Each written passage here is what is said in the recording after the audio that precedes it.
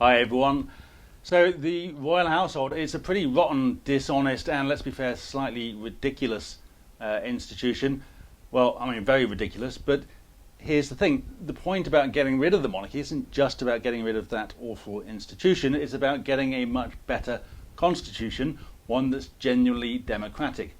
Now, former government minister Norman Baker once said that the British constitution isn't worth the paper it's not written on, while the late Professor Stephen Hazler, a former chair of Republic, said to me once that the constitution is essentially whatever they got away with last time. Now, it's probably a bit more complicated than that, but it's not far off. Now, here is the Irish constitution and here is the US constitution. Both are fairly clear and easy to read. The US one slightly less so because of its age, but both provide a clear framework, a set of rules that no one can simply ignore. And these constitutions don't address every issue, but they set out the fundamental structures of the state, and certainly in the case of the US, a number of fundamental rights as well. So many times I've heard people say that our constitution is flexible and a written constitution is difficult to change, usually mentioning the Second Amendment, the right to bear arms, as a clear example of where a constitution written more than 2 centuries ago causes real problems today. Yet since the original 10 amendments, the Bill of Rights, were passed in the US in 1791, there have been a further 17 amendments to the US Constitution, which makes an average of 1 amendment every 13 years. In Ireland, their constitution has been amended 32 times since its inception in 1937, which is an average of 1 amendment every 2.5 years, although of course it hasn't actually been done like that, with more than 1 amendment being passed on various occasions. Now, with both constitutions, there is a clear method for changing the constitution.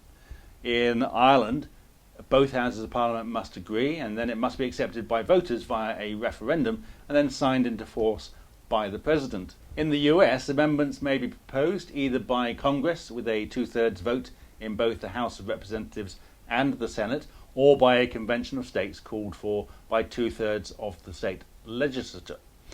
To become part of the Constitution, an amendment must be ratified by either the legislatures of 3/4 of the states or state ratifying conventions in 3/4 of the states. So there is clarity, flexibility, and real and serious reforms have taken place and have done so through a transparent and democratic process.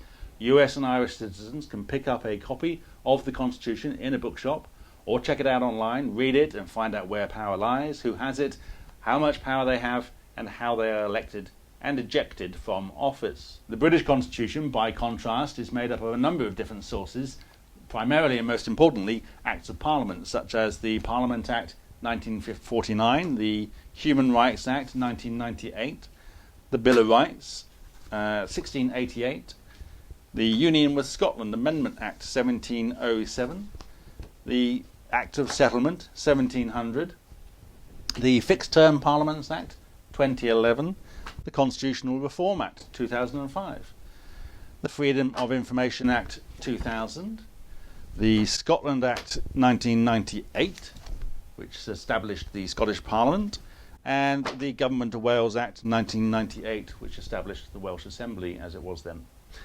And the report by the Constitution Society distinguishing constitutional legislation, which attempted to identify which Acts of Parliament are part of our Constitution, and they came up with a list of more than 60 bits of legislation that have gone through Parliament which are apparently part of our Constitution. But that's their view.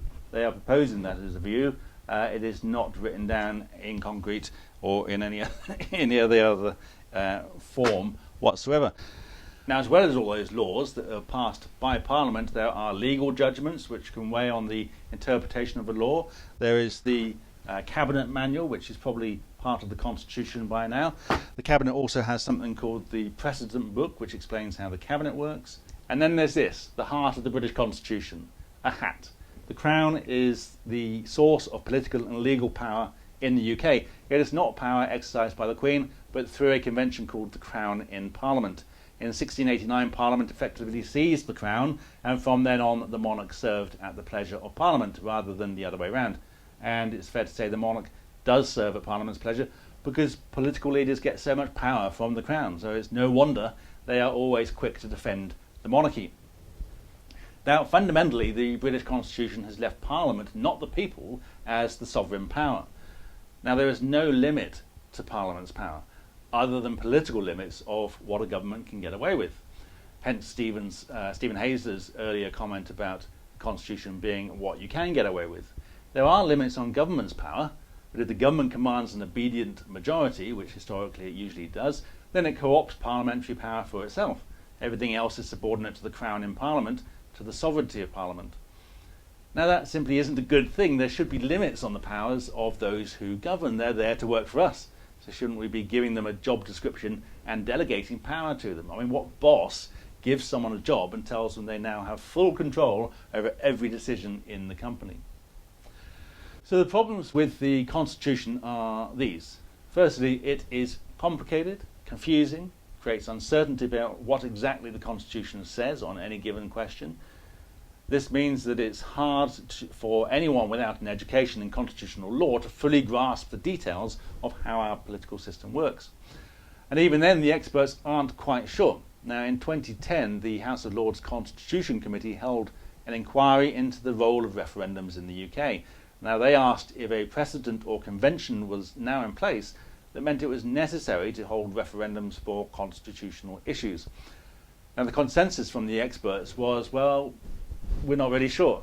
Now, the means of changing the Constitution are largely out of reach of voters as well. Unlike in Ireland, where there has to be a referendum, or the US, where states must either vote via their state parliaments or through special conventions, in the UK, the Constitution can be changed by a simple majority vote passed by a single political party.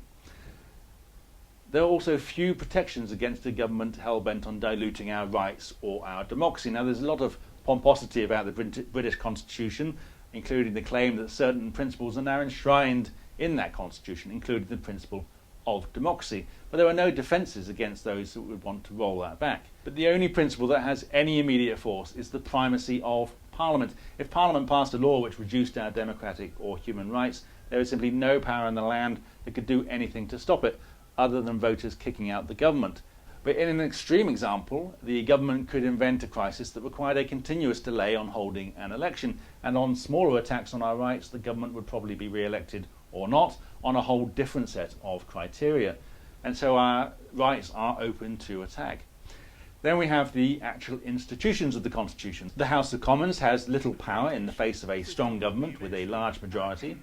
It often acts as an extension of government and seems to believe it has a duty to do the government's bidding. Now that is a problem. The House of Lords is a nonsense. It's not packed full of earnest experts. It's packed full of ex-MPs, party donors, and people who couldn't get themselves elected in the House of Commons.